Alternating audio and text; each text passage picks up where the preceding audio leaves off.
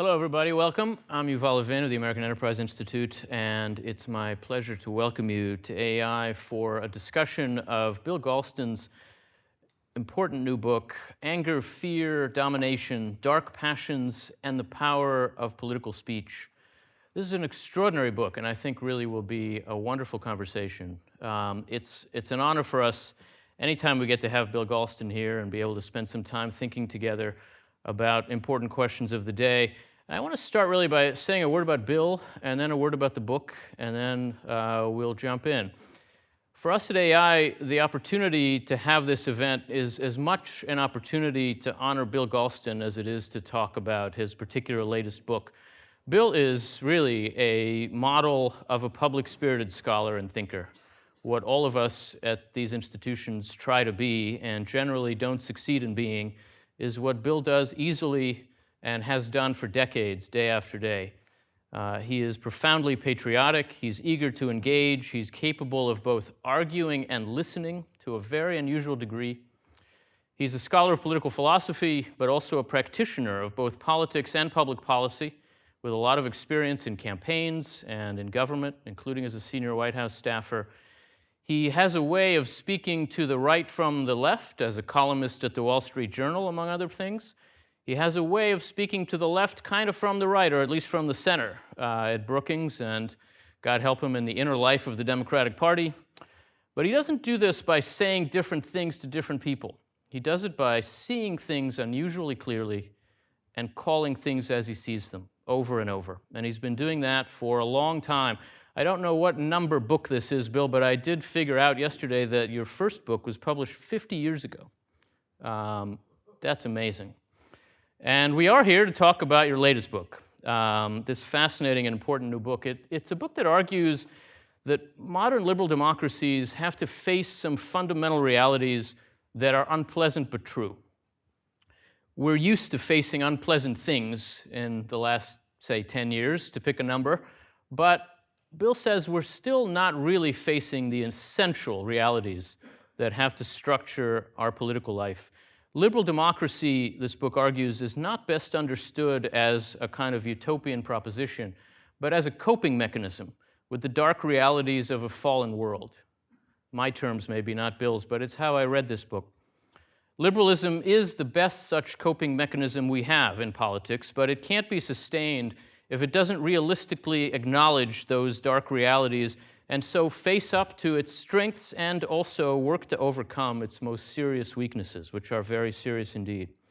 And in the end, political rhetoric also has an underappreciated and vital role to play in that kind of politics. At its worst, political rhetoric can unleash the darkest passions and overturn liberal institutions. At its best, it can assuage those passions and reinforce those institutions. So it matters profoundly. This is an argument that needs to be heard. Every page, every sentence of this book, I thought of people who needed to hear what it was saying. All of us do. We need to hear it, we need to restate it, we need to internalize it, to make it our own, to steal it from Bill, and to repeat it everywhere we possibly can. It is an awfully important book. And so it's well worth your time, it's well worth our time tonight. And I'm going to get out of the way of a conversation about it and just let that happen. Our format's very simple. Bill is going to come up here and talk about the book a little bit, and then he and I are going to have a conversation about it, and then we will bring all of you into that conversation, all of you in the room, as well as all of you who are watching live online. If you're watching online, the site where you're watching gives you some instructions on how you can ask questions by email, or, God help us, on X. Proof that even evil means can be used to good ends, maybe. And we'll see where the conversation takes us, but this book really raises, in one way or another, all of the key questions that have to be thought about most deeply in a moment like this. So we're very grateful for the book, Bill, and very grateful for your being here to talk about it. The floor is yours.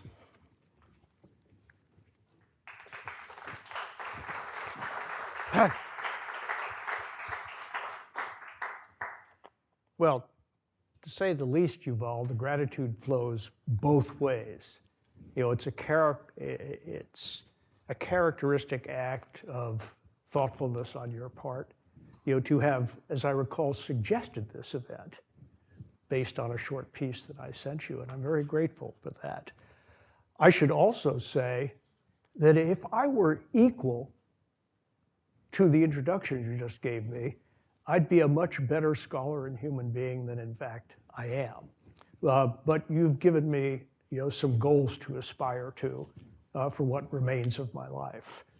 I have to say, you stole a bit of my thunder by pointing out that 50 years ago this month, I published my first book.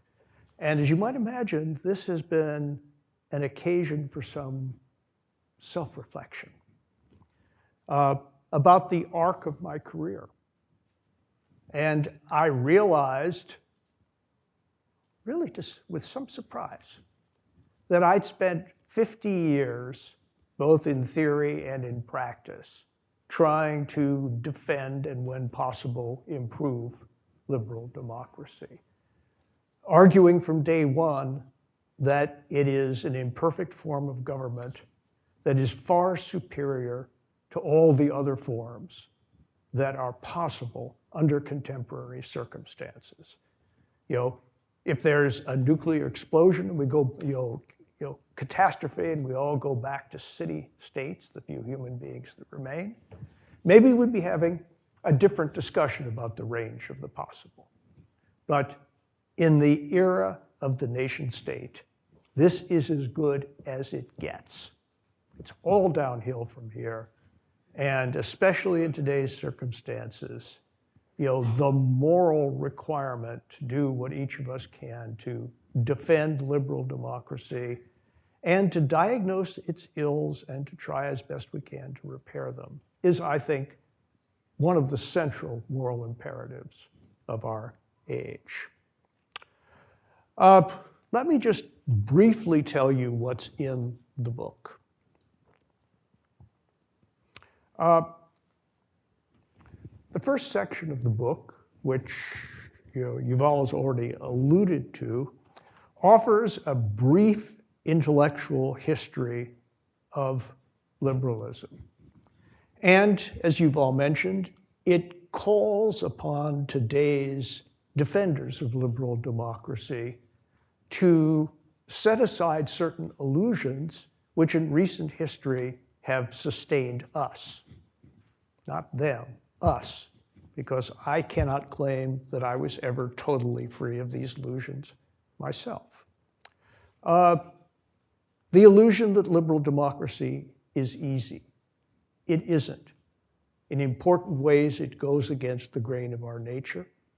And if anybody is interested during the Q&A, I'll be glad to explain that sentence. Another illusion that history is progressive, inexorably carrying us toward a brighter future. It's not, right? Human gains, material and moral and institutional, can be undercut by reversion to past ills. There's no guarantee that that won't happen. Illusion number 3, that human nature is wholly benign. It isn't. To put the point as simply as possible, self-interest filtered through reason, the great liberal project, either leaves the dark passions out, or it tries to use devices, educational and institutional, that gradually mute and domesticate these passions. I could go through 3 centuries of liberal thought and practice to demonstrate that point. It is doomed to failure. You don't have to be a Christian to believe that our nature is dual.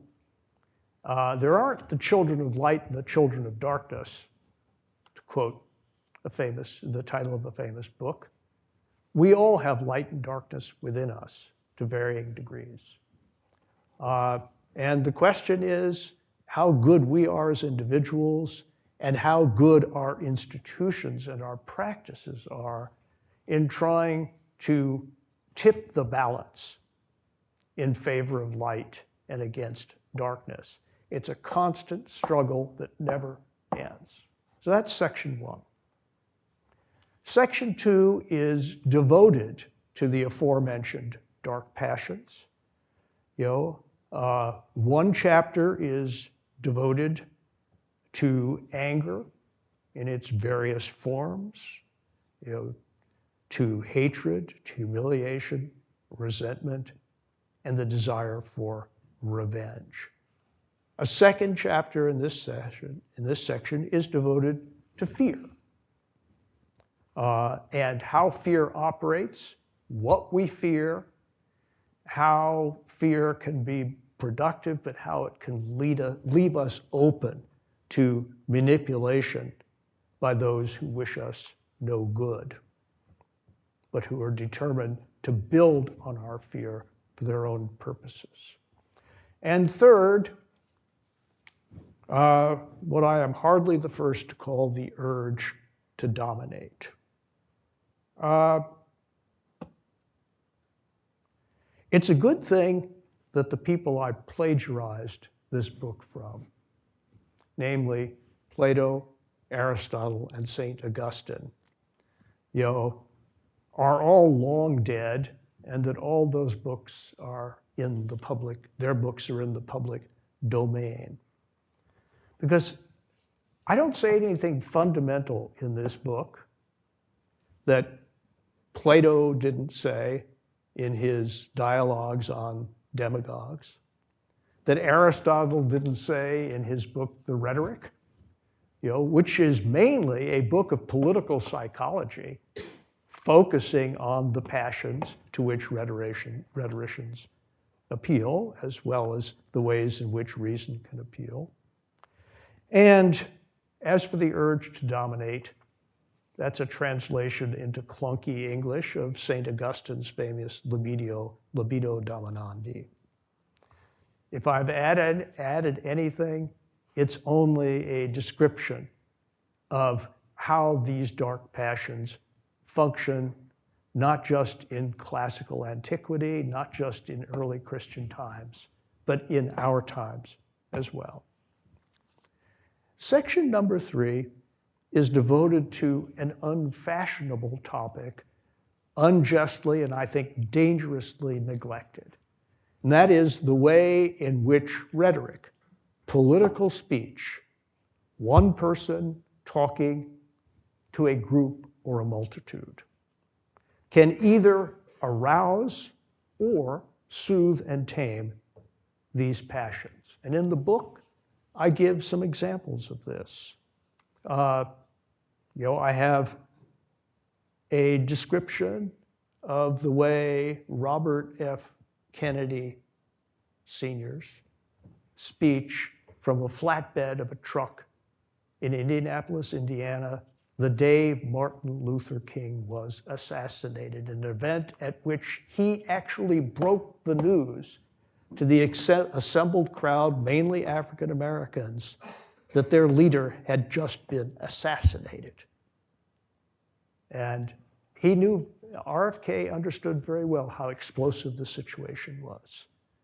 And he assigned himself a single task: to acknowledge the force of the righteous anger that was a natural response to this event, to identify with it. My brother was murdered too. And then to try to chart a better path. And then in a speech that I wish I had discussed in the book, but didn't, the various speeches actually that Nelson Mandela delivered after nearly 3 decades of imprisonment on Robben Island. It would have been the most natural thing to say, these people not only unjustly imprisoned me, they have unjustly dominated you, my fellow Africans, for decade after decade after decade, and now it's our turn. It is time for us to dominate them so that we get what is rightfully ours. He could have said that, but he didn't. He said, now it is time for us to live together as equals and as brothers. Astonishing, absolutely astonishing. Let me conclude this introduction with a coda on the responsibility of leaders in their time and in ours. I've already mentioned RFK. Some other examples of leaders who tried to soothe anger and enmity in the name of civil concord. The famous peroration to Abraham Lincoln's first inaugural. Or a lesser known example, but it had a big impact on me, the remarks delivered just a few days after an anti-government extremist bombed the Murrah Federal Building in Oklahoma City, Oklahoma, killing, as I recall, hundreds of people, including 19 small children at a daycare center, wounding hundreds of others. He could have used that occasion, to emphasize the anti-government views of Timothy McVeigh and his collaborators. He didn't. He spoke as a president should, not in anger, but in sorrow. And just last week, another model of rhetoric done right, the governor of Utah, Spencer Cox. I don't know whether any of you have watched that video. I commend it to all of you. He began with a very factual and dry recitation of the activities of law enforcement that had led up to the apprehension of the suspect just a few days earlier. And then if you watch the video, you'll see something very, very interesting. Governor of Utah takes a deep breath, and then he speaks from the heart. I'm sure he thought about it, but he wasn't reading it. That's for darn sure. And he spoke from the heart about, the consequences of each side pointing the finger at the other in circumstances like these, and all too often practice. And he tells everybody, it's time to end this cycle.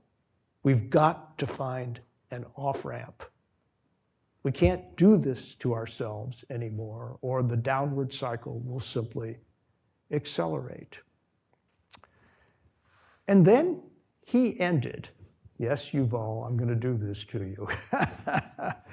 He ended by quoting the moderator of today's session as saying something with which I profoundly agree. Quote, I think optimism and pessimism are more alike than they seem. They're both basically arguments for passivity. They're ways of thinking about what's just going to happen inevitably. So I'm not an optimist. I certainly don't think good things are just going to happen. But I am hopeful, Yuval added. And I think hope is the virtue that sits between the vices of optimism and pessimism. Aristotle could not have said it better. And it's the view that things could be better if we are willing to make them so, and I think we can. A better, brief, informal description of the reality within which we live cannot be imagined. A reality in which history with a capital H is not moving us inexorably towards utopia or towards doom. Human history is what we make of it, and our constitutional republic is what we make of it in circumstances, many regrettable, that are not of our own choosing, but which have to be acknowledged and within which we need to act. And with that little sermon, I yield the podium and let the conversation begin.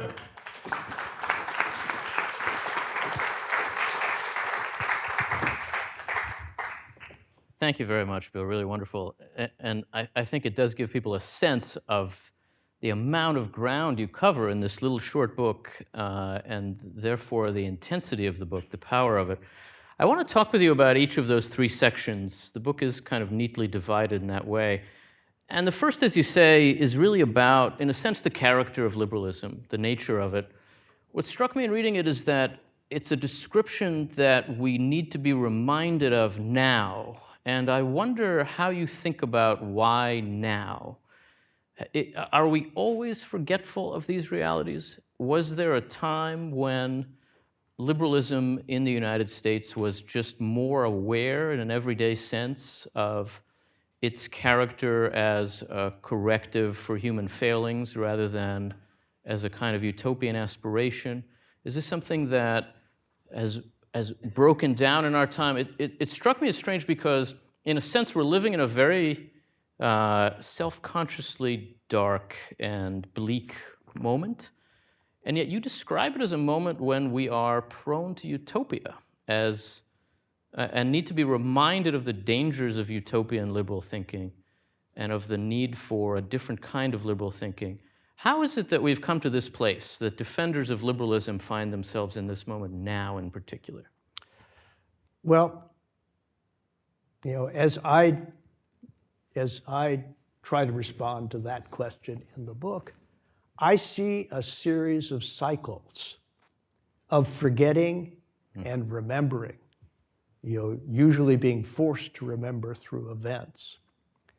And so let's go back 130 years to the late 19th, early 20th century, the heyday of, the Edwardian age, at a time when English monarchs still defined eras.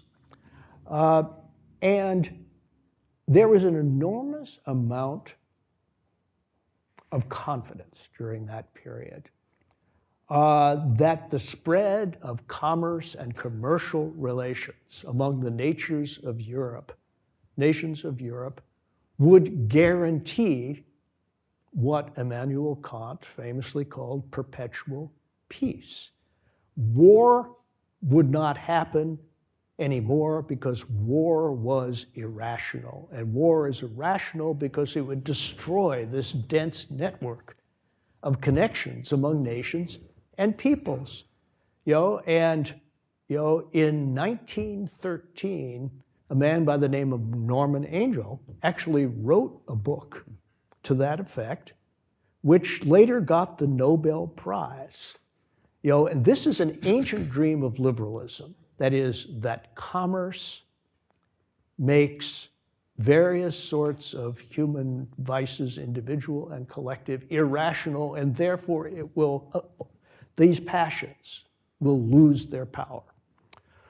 Well, then we went through two great wars, and the disappointment that many Americans liberals felt after the end of the Second World War, when it turned out that universal peace, as described in the UN Declaration of Human Rights, etc., the Charter, the Declaration of Human Rights, was not about to break out. We were in a Cold War. That was a period during which various kinds of what I'll call liberal realism, some theological, footnote to Reinhold Niebuhr, some secular, footnote to Arthur Schlesinger Jr., were willing to build a hopeful liberalism on the basis of the awareness of the dark side of our nature. That was their project. And they did a pretty good job of it. And they demonstrated that you could have a realistic view of human nature while still having high aspirations for the collective project that we call politics. The gloom about us, or at least realism about us, does not imply an endorsement of the status quo, a kind of crab that can't get any better than this sort of politics. Okay, then, a period of optimism gradually took over. It was an optimism that was shared after we got through the chaos of the late 60s and how to describe the 1970s. I won't even try, but I'm glad they're gone. There was then a kind of a bipartisan agreement that you can see threaded through the speeches of presidents of both political parties that turned into a kind of triumphalism after the end of the Cold War and the apparent permanent victory. A friend of mine actually wrote a book about that permanent victory. The End of History, which is a subtler book than it's cracked up to be, but it expressed something about the extraordinary hopes of the time. You had Ronald Reagan quoting Thomas Paine to the effect, and I think this is a direct quote from Paine, "We have the power to begin the world anew." Mm-hmm. That's pretty close. Imagine that. An Etch-a-Sketch theory of history, right? We can begin again. We can't. We always begin from where we are, and where we are is never a blank slate. But obviously, there's an enormous optimism in the 1990s.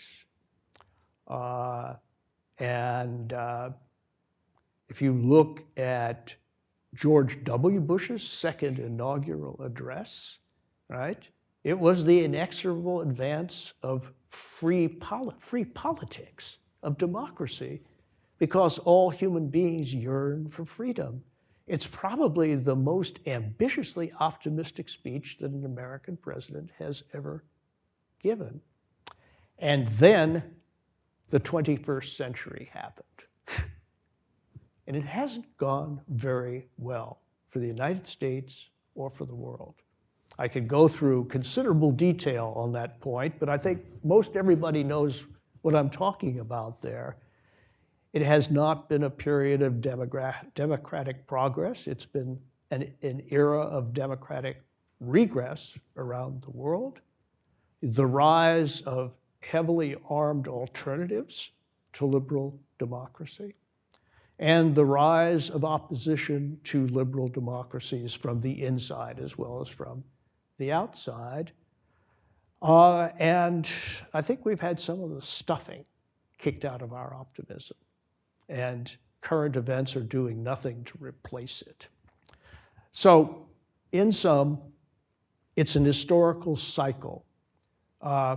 We are now in a more pessimistic moment, but there are still plenty of people on my political side of the aisle, I name some of them in the book, who think that the only thing wrong with liberalism is limited ambitions. And that if we think bigger, we will overcome these obstacles and act better. I don't believe that. And the book, in part, is a sustained political polemic against that optimism. That description of cycles suggests that we are living at the end of something, maybe at the end of that 80-year period that started in 1945.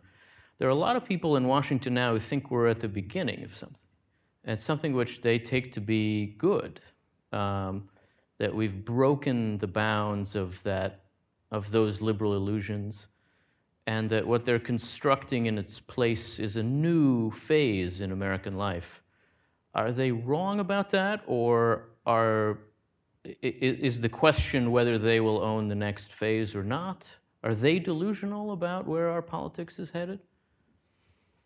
That this is an era of non-incremental changes at home is impossible to deny. Mm-hmm. But the assertion these changes are going to be for the better is one, look, I can't sit here and look into the next 20 years and tell you how things are going to work out.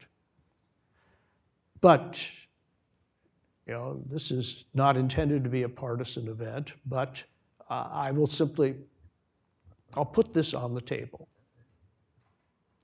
If we think that we're going to be a better country if we slam the door on immigration, I think we're fooling ourselves. If we think we're going to be a better country, if we make it more expensive for all Americans to buy what they need, I think we're fooling ourselves. If we think that it's going to be better for the United States and better for democracy if we go it alone and regard allies as burdens rather than force multipliers, I think we're fooling ourselves. And if we think that the world will be better, if we abandon the project of doing what we can peacefully to advance the cause of liberal democracy around the world and see international relations as simply a Hobbesian clash of interests where the nature of regimes doesn't matter, I don't think that's going to work out very well for us. So yeah, there are people who believe that we are at the beginning of something better. Whether it's better for liberal democracy, I think, is a deep question, and I think I've made it pretty clear that I don't think so. I've also made it clear that I have no crystal ball. Yeah. And if I'm wrong, I'm wrong. I may conceivably live long enough to see whether what I just told you is right or wrong. Maybe. I was struck in reading this part of the book that if you were a self-declared conservative writing the very same book, you would have been quoting the founders at every other sentence, because what you're saying is what they were saying. And in a peculiar way, I experienced this moment on the right as a time when a lot of people on the right are saying, those old ideas are not the future. This is not a time to just go around quoting James Madison, just to pull someone out of thin air who I go around quoting. And that, in a sense, we have, what they're trying to break away from is a politics that constantly recurred to that language and to an idea of America that is fundamentally a political theory of the late 18th century. I took away from your book a sense that the future really depends on the political theory of the late 18th century. Now, maybe this is just what I was looking for. It certainly was. So let's put that on the table. But am I right to think that there are versions of liberalism that you are describing as the right versions, that they're not all subject to these illusions, and that there's a way to look at our regime as it presents itself on paper as offering us something of an answer to the questions we're facing, but less so maybe our regime as what we've made of it in the 21st century? Look, I think James Madison was the single best interpreter of our order then and even now. I'm a dyed-in-the-wool Madisonian. I think he didn't get everything right. He thought that his system would rule out the formation of political parties just for starts. I actually wrote an against the grain essay a few years ago called What James Madison Got Wrong. And it was plenty, but still, what he got right was so much more important than what he got wrong. And Madison, along with the rest of the people who drafted the Federalist Papers, and I'd say most of the founders, was an unfettered realist about human nature and about why past efforts to found republics had not gone well. They had not endured. And he and the drafters of the Constitution saw these institutions as a necessary corrective, the best chance, that a nation so conceived and so dedicated could long endure. And it's hard for me to disagree with them, even though I do share the view of reasonable critics of the Constitution that we have made it too difficult to amend it, and that there are stresses and strains because we're trying to do constitutional amendments without amending the Constitution. Frankly, that's not working out very well. Mm-hmm. We could do better, but try amending the portion of the Constitution that deals with the amendment to the Constitution and see how far you get. But back to your question. I passionately disagree with the brand of conservatism that is on the rise today, that dismisses the idea that America is first and foremost an idea, right? And, to get down to brass tacks, the current Vice President of the United States has delivered very thoughtful speeches on that subject. Others have delivered less thoughtful speeches on that subject. And if I wanted to be invidious, I would compare the central arguments of those speeches today to the arguments that Stephen Douglas gave in his debates with Lincoln, and what Chief Justice Taney said in a number of his decisions, including notoriously Dred Scott, that this is not a nation, dedicated to the proposition. This is a nation founded by people of a certain ethnic and religious background for others of their kind. And if people of that ethnic and religious background lose primacy in American society, then things will go ill for us. And they understand the demographic and other changes of the past half century through that prism. I think the idea of America as an idea is the only alternative to constant civil disruption as groups that are losing influence try to reassert it, and those who have gained it or want to gain it fight back. Is that really the America that we need? Is that the brand of conservatism we need? Now, let me play both sides of the net.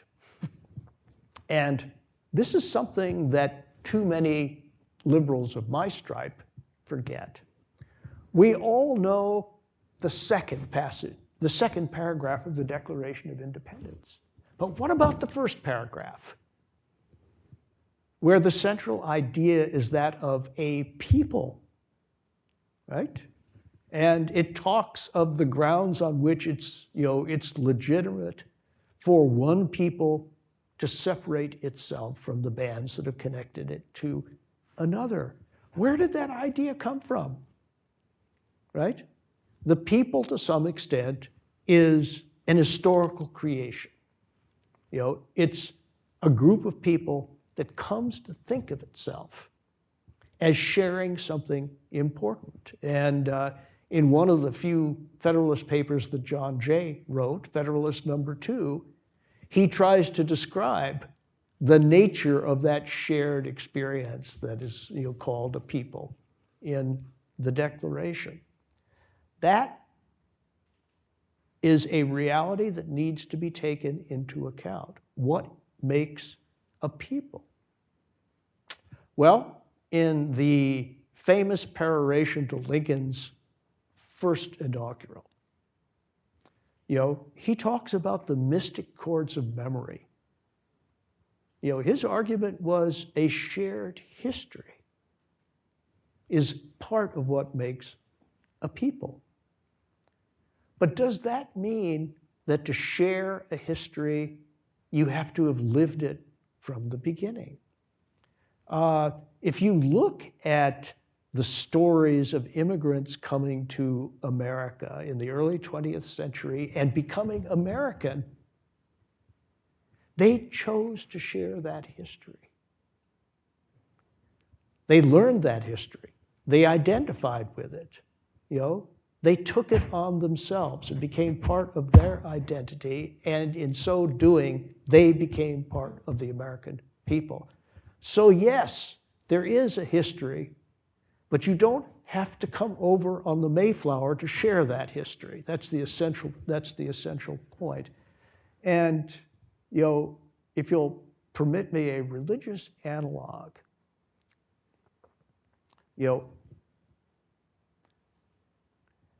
I believe in the 12th century when Moses Maimonides got a famous letter from a convert, who had worked very hard to convert to Judaism. I think he was a Yemenite convert.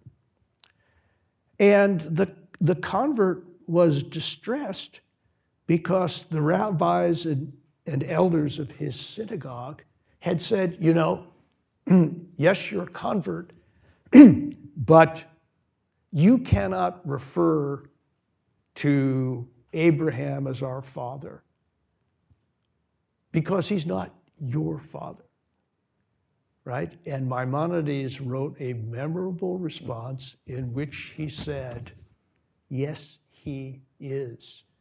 You're as much of a Jew as people who were standing at Sinai and their descendants. Why? Because you've taken this history as your own. And to close the circle, what distresses me most about today's blood and soil conservatism is their casual dismissal of what is very best about this country. And I've debated Patrick Deneen a number of times, and I wouldn't call him a blood and soil conservative, but he is a fundamental critic of the idea that Lockean liberalism, the single most important, river that flows into the sea of American political thought, is the problem. It's not the problem. It's part of the only possible solution. You point to religion, and I want to pick that up and use it as a way to think about the second part of this book. Yes. Where you begin to think about those dark passions.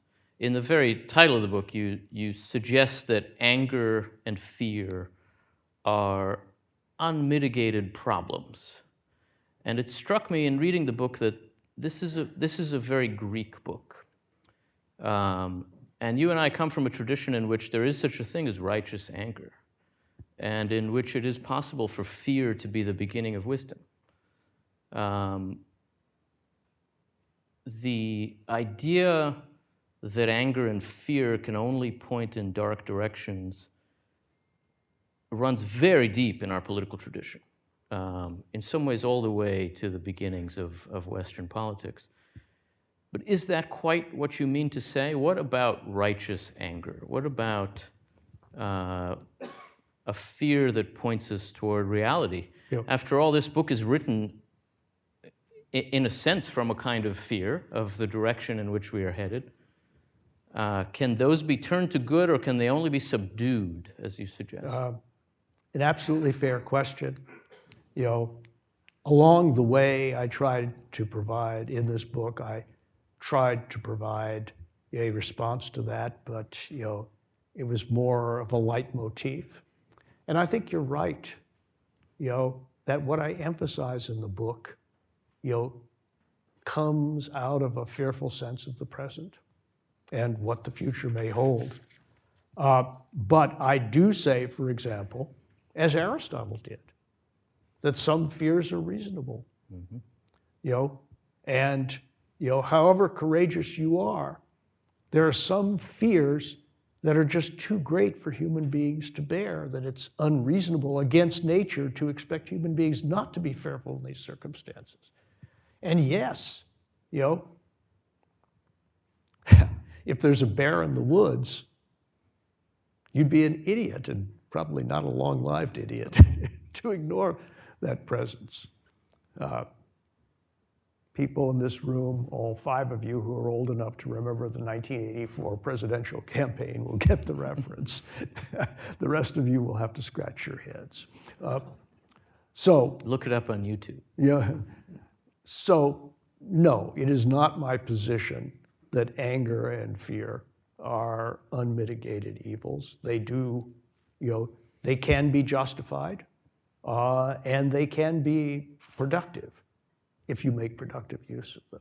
I have no wish to deny that just to maintain a position. Can there be a liberalism of righteous anger? Or is liberalism unavoidably, at its best, calm? No, I mean, there was righteous anger in the civil rights movement. Mm-hmm. But the record will show that Martin Luther King and other early leaders of the civil rights movement, before the quest for equality, took on a violent aspect, who warned from a religious standpoint and a Gandhian standpoint, and that anger needed to be overcome. We shouldn't hate our enemies. We should love our enemies. And through the demonstration of that love, we can somehow break through to them in a way that anger never could. So even in the middle of the most righteous movement, if I can put it that way, that modern America has seen, the movement for racial equality, there was a warning against where anger could lead the movement, and did lead the movement, mm-hmm. when it was unleashed. So yes to righteous indignation, but yes also to the warnings about the consequences of righteous indignation if it is not transmuted into something else. Yeah. Maybe the strangest thing about liberalism as it emerges from this book is that it doesn't seek domination. And a politics that isn't about domination, that isn't about, in a sense, the use of power over others, is, in the sweep of human history, a pretty strange politics. What's the argument for a politics that isn't about domination? The consequences of domination in the souls of both the dominator and the dominated. That's to say nothing of the practical consequences, right? Domination breeds resentment, inevitably. And when resentment is unleashed, it's like a political equivalent of the splitting of the atom. I think perhaps there is no more powerful force in politics than an individual or group that feels humiliated, that resents that humiliation, that swallows it and turns it into self-destruction if it cannot gain the power, to strike back, right? And there's an extended book. There's an extended, portion of the book in the chapter on anger that talks about examples of collective humiliation and what they lead to. I talk, among other things, about the warning that John Maynard Keynes issued during the Versailles conference. He was a young man, but a highly respected advisor, not just on economic questions. And he said, for heaven's sake, don't impose a punitive peace on Germany. Don't hold Germany solely responsible for the First World War, because if you do, you are going to create a resentful nation that will think of little except striking back when it can. And I I offer a number of other examples in the book about ways in which the experience of collective humiliation by great nations, China's another example, can lead to a burning desire, not only to get off the mat and stand up, but also to turn the tables, on the humiliators. That is a standard phrase, a standard phrase in not only scholars' accounts of Chinese history, but also Chinese accounts of their own history. They call the period from the Opium Wars to the Communist Revolution the century of total humiliation. Century of total humiliation. That phrase is used to this day. And so, the problem with domination is that it invites retribution. But here's the rub. The urge to dominate others is not evenly divided through the human species. There are those for whom it is a central driver of everything they do. And the most thoughtful Americans have always pointed to that. If you look at what Hamilton has to say about the ambitious in the Federalist Papers, and then in some letters, memorable letters that he wrote in the 1790s,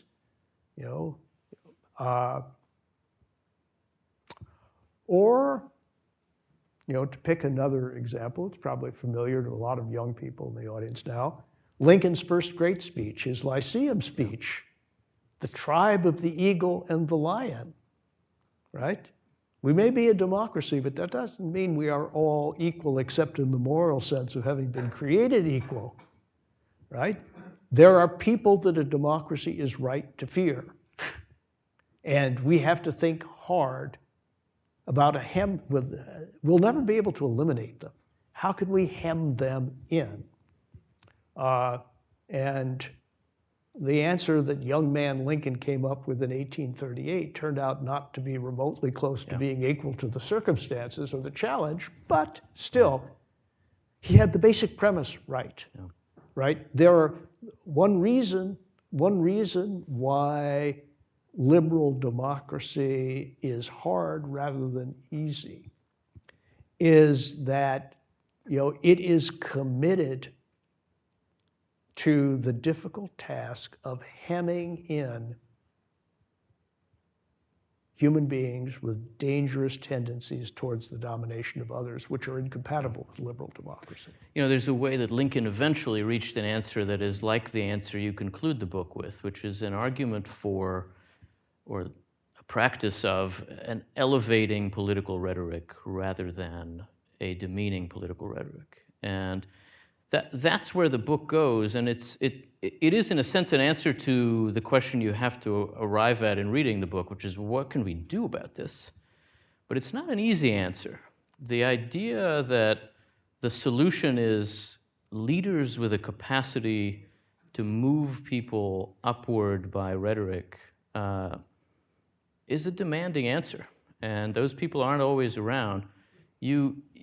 You pointed in the book to Robert Kennedy's speech in Indianapolis, and you mentioned it here too, on the night that Martin Luther King was killed. And it caused me to look at that speech again, and it's an astounding thing. I mean, it sets a high bar.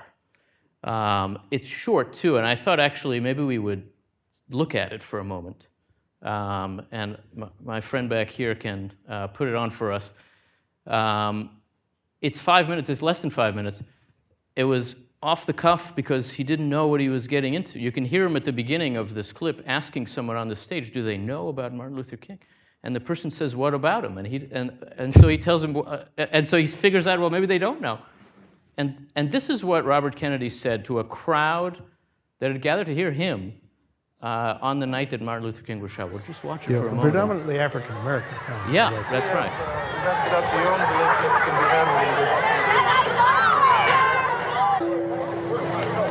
Could you lower those signs, please? I have some very sad news for all of you, and that is that Martin Luther King was shot and was killed tonight in Memphis.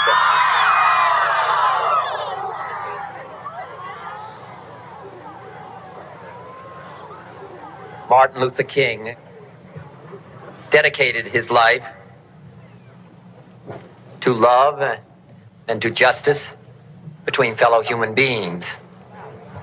He died in the cause of that effort. In this difficult day, in this difficult time for the United States, it's perhaps well to ask what kind of a nation we are and what direction we want to move in.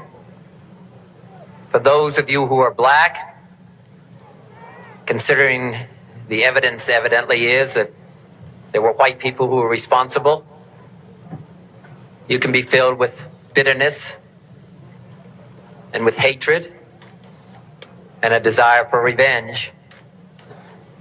We can move in that direction as a country, in greater polarization, black people amongst blacks and white amongst whites, filled with hatred toward one another. Or we can make an effort, as Martin Luther King did, to understand and to comprehend and replace that violence, that stain of bloodshed that is spread across our land, with an effort to understand compassion and love. For those of you who are black and are tempted to be filled with hatred and mistrust of the injustice of such an act against all white people, I would only say that I can also feel in my own heart the same kind of feeling. I had a member of my family killed, but he was killed by a white man. But we have to make an effort in the United States. We have to make an effort to understand, to get beyond or go beyond these rather difficult times. My favorite poem, my favorite poet was Aeschylus. He once wrote,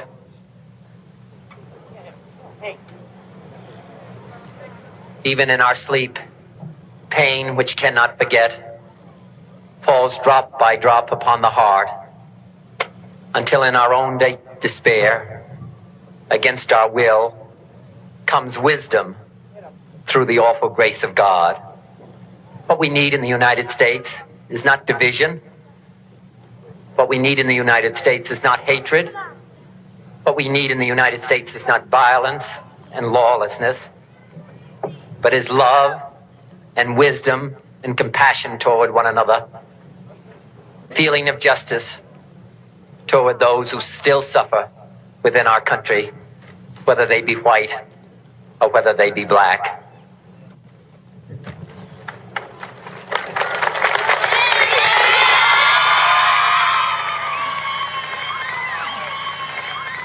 We can do well in this country. We will have difficult times. We've had difficult times in the past, but we will have difficult times in the future. It is not the end of violence. It is not the end of lawlessness, and it's not the end of disorder.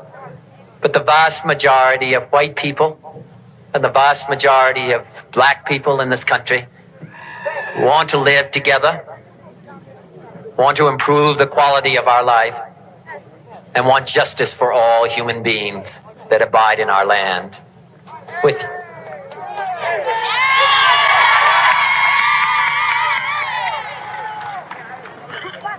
And what dedicate ourselves to what the Greeks wrote so many years ago, to tame the savageness of man and make gentle the life of this world. Let us dedicate ourselves to that and say a prayer for our country and for our people. Thank you very much.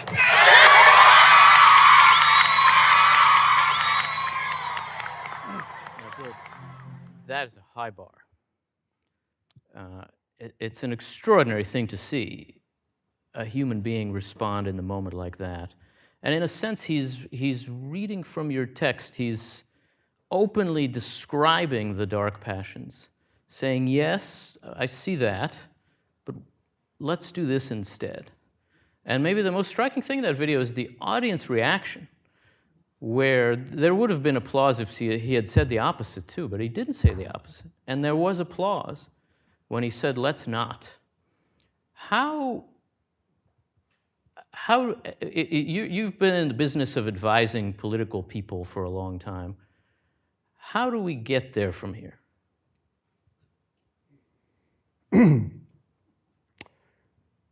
Well, first of all, he said nonviolently, let's kill all the political consultants. No, I mean, obviously, I don't mean that literally, but relatively few political advisors that I've dealt with can resist an exploitable division, right? Dividing in order to conquer is a standard technique. And I recently stumbled across a memo of mine, that I had written during the first week of January of 1995. I'd been asked to offer my thoughts about about Bill Clinton's State of the Union address. And my memo was disturbingly high-minded, disturbingly redolent of my present self, which suggests that perhaps I haven't evolved very much in the ensuing 30 years. But the first thing you do, since leaders are always surrounded by advisors, is to summon up the best instincts of the person you're working for. So it's not all, I've read a history of the events that led up to that 5-minute speech, and thank you very much for showing the young people in the audience what I was talking about. He had a speech written, that piece of paper that he was holding during that impromptu set of 5-minute remarks, that was the speech that was prepared for him. I actually don't know what it said, but it doesn't matter, right? He ignored it, and he spoke from the heart and from the depths of his own pain.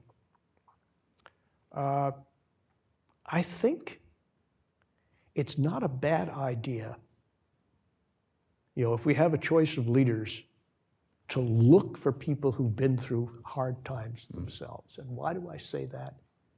Because I think it sensitizes them to the pain of others.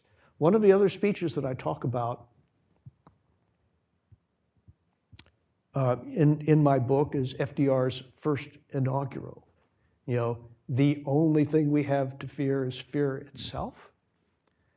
But in the very next sentence, he talks about the version of fear called, which he names as the nameless terror that paralyzes us.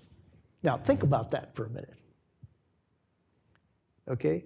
FDR could have chosen a lot of verbs. Why paralyze? The answer, once you state the question, is self-evident. He was a very arrogant and callow young man by everybody's estimation before he got polio at Campobello. And his struggle to recover after a life really where he'd gone from one easy thing to another, a golden young man. Although I do think that while he was a student at Harvard, he was rejected for membership in the Porcellian Club, which must have been a terrible blow. But here is someone who lived through fear and what it could have meant to be paralyzed by that fear. But he didn't succumb to it, And that gave him, I think, the insight, the wisdom to understand what a fearful country must be going through and how to address those fears. But to get back to your main point, a high bar, yeah. But I think a not unreasonable one. For example, I referred to Governor Spencer Cox of Utah. He's not Abraham Lincoln, you know. He's not Robert F. Kennedy. It doesn't matter. You know, he's a decent and thoughtful man who some time ago came to the conclusion that our inability to disagree with one another productively was leading to no, I mean, he started a project, I recall, a bipartisan project called Disagree Better. Not a great man, but I don't think ordinary decency is too much to expect of our leaders. And there's lots of it. The question is, at this point, whether we, the people, are prepared to listen to the decent among us, because they can't lead if we won't follow. I don't know what the answer to that question is, but I do know this. You know, speaking now as a democratic activist for 40 years, you know, I'm not looking for a fighter the next time around. I'm looking for a peacemaker, you know, someone who pour oil on troubled waters rather than gasoline on fires.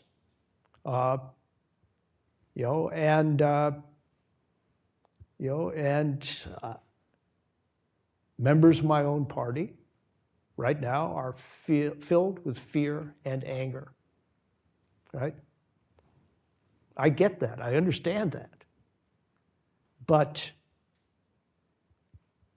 you know, I don't think that fighting fire with fire is a very good idea. What about doing what they do when planes catch on fire at airports? Fight fire with foam, right? Deprive the fire of oxygen and create the conditions in which it can be put out. I really don't think that's too much to ask. But it is, in today's circumstances especially, a high bar. Let's take a few questions in the room. We've got a microphone going around. Just be sure to tell us who you are and ask your question in the form of a question. I actually have a question, came in online from Charles Lane, non-resident senior fellow here at AEI. Let me just pull it up. He takes non-residents seriously. Here's what he said. Is deliberation the missing ingredient in the relationship between political communicators and their audiences? In previous media environments, the technology moved at a speed so as to allow some interval between hearing a message and being called upon to react to it. Social media has collapsed that. For example, you read a tweet and you have to fire back. Legislators have no time and space to deliberate. What, if anything, can be done to restore deliberation? Yeah, you don't really talk about media much, I think, or social media at all in the book. Does it matter?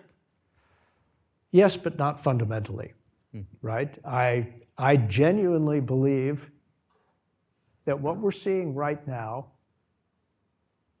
would have been perfectly intelligible to the Greeks, right? And I can plagiarize others and describe the many ways in which the proliferation of social media makes it worse. And look, if you're a blogger for whom fighting is your media model, well, okay. But if you're a leader, you don't have to respond knee-jerk to passing events. Deliberation is not something that occurs one on many, right? When, you know, there's a difference between political rhetoric and political deliberation. You know, Deliberation does not occur in crowds. It never has. It never can. It never will, right? It's something that occurs among people, situated horizontally. You have to persuade each other and who have the space to do it. And elected officials who model their conduct on bloggers, now, talk about avoidable errors. That's easy. And so, if I have a wish for today's elected officials, it is somebody says something that sets you off, count to 100 before you say anything in response. Counting to 10 isn't good enough anymore. Count to 100. And then if you're still determined to say it, at least maybe, you will have poured some of the hot tea into George Washington's saucer and allowed it to cool off a little bit. So yes, Chuck, glad you put your oar in, and social media is a problem, but it's not the heart of the problem, because the problem I'm using about in this book is as old as recorded human history. Let's take one last question, and in the back is good. Thank you for this wonderful conversation, Nicole Penn, AEI. I'm curious, Galston, in the long arc of American political thought, have liberal sentiments been sustained more by a humble recognition of the limits of our conception of the good, or fear of what untrammeled power can do to subjugate human communities? So humility versus fear. Well, if you look at the people who created the Republic, there's no question that fear came first, right? And that the principal objective of the drafters of the Constitution was to reduce to a minimum the odds of tyranny. The Constitution is first and foremost an anti-tyranny document. Now, they also believed that that document would create a framework within which human betterment, the betterment of our condition, was possible. So humility about human nature, this is just to repeat a point that I made before, was not incompatible in their minds with human progress. As a matter of fact, they thought that realism about human nature was the precondition for sustainable human progress. Because if you didn't get that right, the institutions that you created would not last very long. But there is an interesting duality that goes all the way back to the beginning of the very first Federalist paper written by Hamilton, the man who warned us against, the ambitious, people with dictatorial or tyrannical passions. And he said the issue was whether reflection and choice could, for the first time in human history, guide the creation of an enduring republic. Reflection and choice. So what you have in one man's soul is really, in a way, the soul of American liberalism. On the one hand, fear, but on the other hand, hope that reflection and choice, sober reason, could help us think ourselves out of the box that had made Republican self-government so unstable and so self-destructive throughout human history.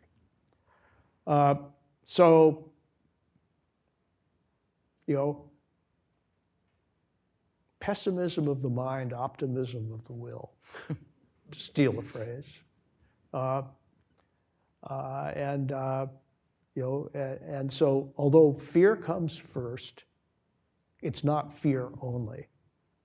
It's also hope in the possibility of a better future collectively through the exercise of reason that is aware of the challenges to reason that have existed in political communities throughout history. Your question deserves a longer answer, but I think we're about out of time. Well, Bill, I think we could easily go on another hour, but we sure are could. about out of time. Yeah, I know. I can only say at the end here, make sure you read this book. We have some copies here that you're welcome to take until they run out. And when they run out, get your own. It is an important book. It's really worth your time. One bit of housekeeping before we thank Bill. Tomorrow night, at just the same time, we have another event that might interest you. It's our annual Walter Burns Constitution Day lecture, an important annual event for us here at AI. Our speaker this year is Jack Goldsmith, an AI scholar and law professor at Harvard, who will be talking on the subject of presidential greatness and the fragility of judicial supremacy. And I can tell you that this is a talk that will interest you if this conversation did. Join us here or online, or you can find the video online afterward. Don't miss it. Could I say something about Please. this? Don't miss Jack Goldsmith. Yeah. Right? You know, you described me at the beginning as a liberal, you know, who speaks to a wide audience. Well, Jack Goldsmith is a conservative, but he is an honest and insightful man. AEI is lucky to have him. Yeah. And I would not miss that lecture if you have any opportunity to attend it. Well, I couldn't put it better. And thank you, Bill. Let's thank Bill Galston for a really wonderful conversation. Wonderful book. Thank you. Really great.